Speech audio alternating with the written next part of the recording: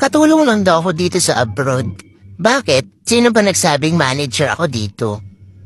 Pero alam mo ba, naranasan ko ang magkaroon ng sariling driver kapag lalabas ako. At ako lang ang sa kanya sa sasakyan. Diba sa Pinas wala, hindi mo mararanasan yan. Dito lang yan sa abroad, kaya wag mong nilalang ang katulong.